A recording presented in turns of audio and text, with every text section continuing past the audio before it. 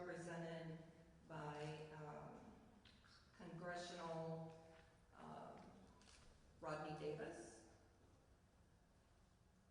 and Sonia Reese, former Normal Town Council person, Chris Coos, Mayor of Normal. Is there anyone that I've missed? Please. Oh, State Representative Tom Bennett of the 106th, and I believe there's Senator Sally Turner here somewhere. Is there anyone that I've missed? Please stand up and introduce yourself. Tim Rustman, Woodford County Coroner. Thank you so much. Now we can get on with the training.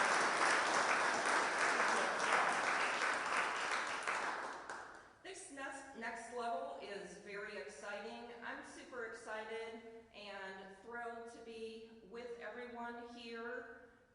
And I ask for your encouragement of Dan and support over the next year. There'll be a lot to do.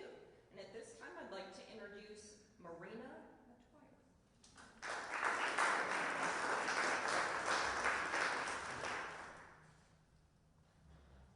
Thank you, Lynn. Welcome, everyone. I have known State Representative Dan Brady for close to 20 years now. I've worked for him in his district office, working on both legislative issues and constituent services. And I still volunteer at some of his campaign events, and if you want to know my favorite, is the golf outing. One of Dan's best qualities is his willingness and ability to solve problems. In his district office, his constituent services is just a small example of how hard Dan works for us and our community. Sometimes all he can do is provide a listening ear to let you know he cares, and he will try to assist you in any way he can. When you approach Dan about changing a law, Dan listens and he acts. As a matter of fact, he has used information provided to him to have several laws either created or amended to resolve that issue. Dan Brady cares about you, our community, this great state of Illinois, and our nation. And he will continue to work hard to ensure we have a safe life and stable economy in our great state. It is with great pleasure I would like to present to you the woman who first introduced me to Daniel P. Brady, Mrs. Millicent Roth.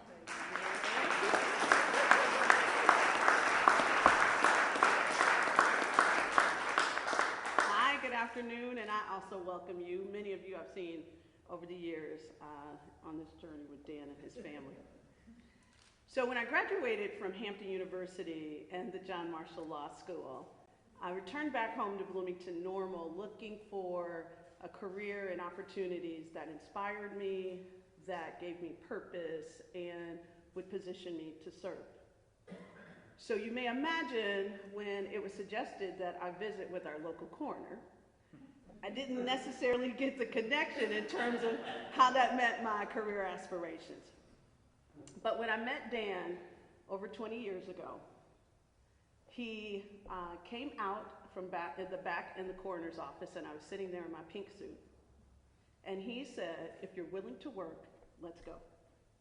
So that day, I met a man with high family values. He visited with families about housing and jobs.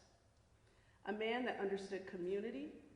He was meeting with people in the local coffee shop as well as elected officials about infrastructure and partnerships. And a man who knew hard work. He had established himself as a business owner who prioritized service, attention to detail, and currency. Today, I introduce you to a man who is a hard worker. He works for every constituent in his district and across the state. I introduce you to a man of high integrity.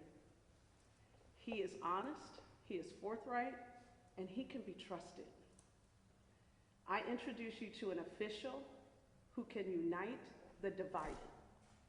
He inspires faith in those that have lost it.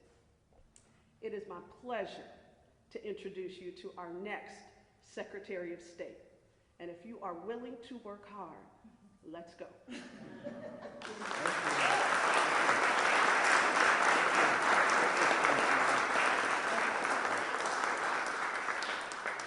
Thank you very much, Millicent, for those kind words, and thank you for being in Chicago with us this morning as well. And thank you to Marina for your longtime friendship and your kind words. And thank you to Lynn for your longtime friendship and kind words. Notice the kind words that they use. Yes, not out. But thank you to each and every one of you. You've been longtime friends, longtime supporters, and I greatly, greatly appreciate it.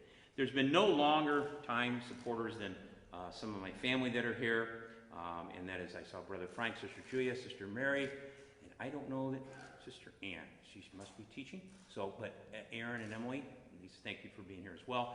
And I know our county clerk, Kathy Michael, rolled in a little bit ago, so you might have missed the introductions. So Kathy's here as well, and thank you very much. Brother Frank is here as well. Thank you so much. And to all of you, thank you again. But I would be remiss if I did not acknowledge two people that I really want you to get to know. And I mean really get to know. That is my campaign treasurer, Bud Toma, and his wife, Donna. Donna, can you give them a wave? Thank you very much. They've been with me.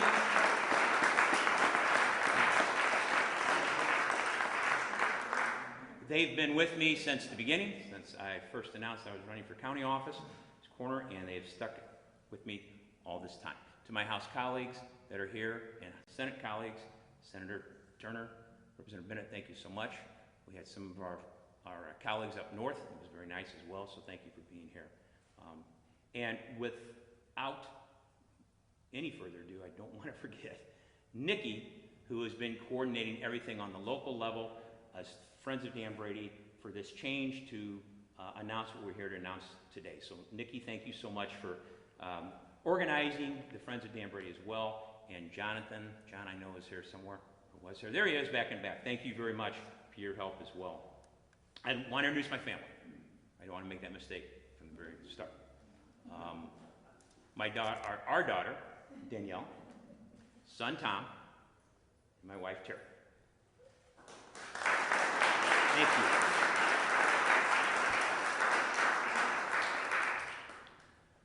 Whom all have been the backbone, steadfast for me, always there to support in my private life, my public life, and anyone in the public life sector knows without a family that supports you, I don't know how it could get done. So thank you. Love each and every one of you. Thank you. Thanks. Thank you. Abraham Lincoln was a tall man, yet he was known for his short speeches. I intend to follow his example today with a short speech. I've spent much of my adult life serving the people of Illinois, and the sense of reward at seeing real positive change is not something I'll try and put in words this afternoon. I can tell you that when I did some soul searching while deciding how I wanted to serve in my next chapter, I looked back at everything I witnessed during my years in public office. I wanted to identify what, if anything, was holding our state back from achieving its biggest goals. After many, many nights grappling with that question, I realized that what Illinois needs most is a streamlined, modernized foundation. When people think of the Secretary of State's office, the first thing that comes to their mind is driver services. But the job has many more responsibilities. As the second largest constitutional office, the office of Secretary of State is visited by more Illinois residents than any other in state government. And it touches more people's lives than any other office in state government on a daily basis. However, the office has become inefficient with long lines, outdated technology, and inefficient processes.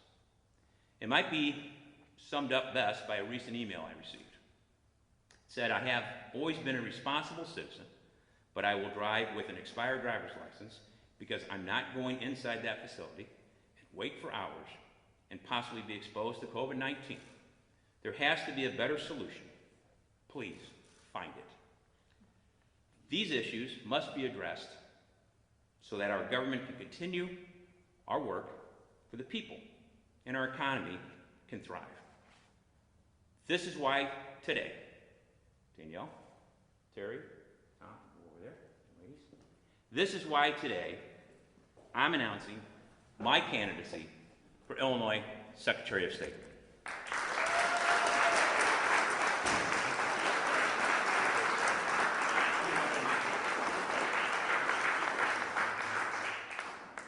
I have a deep and profound dedication to public service that has prepared me to address the challenges facing the Secretary of State's office. I'm honored to have spent years serving the public, whether that be as McLean County Coroner, where I was awarded for my work to expand organ and tissue donation, or as state representative, where I work to provide constituent service, cut through government red tape, and work tirelessly for businesses, education institutions, education institutions and individuals, all in the name of getting positive results. Cutting through government red tape in the name of making things easier and more efficient for businesses and individuals is what the Secretary of State office needs now more than ever. As Secretary of State, my main focus will be improving the delivery of these services, starting with partnering with the brightest innovators and technology experts this state has to offer. Working with them will allow us to develop and implement new technology and innovative services that streamline processes, reduce wait times, and at the same time, protect your personal data.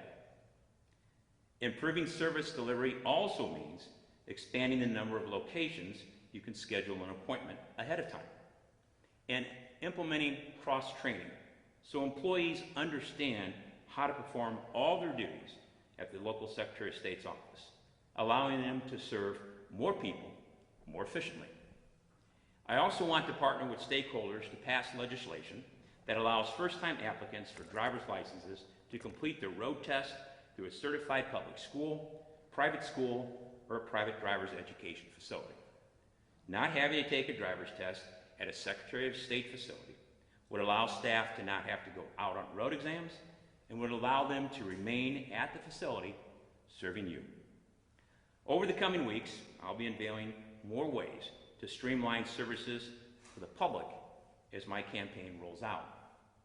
But the one thing I can promise you today is that as Secretary of State, you'll not just see my picture on the wall at your local Secretary of State's office. You'll see, most likely, me in person there to serve you.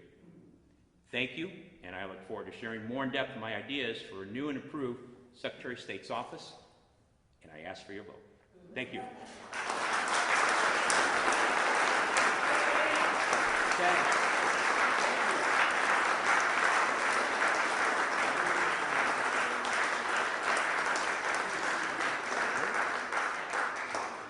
Please feel free to mingle. There's some cookies, I believe, out in the hallway area.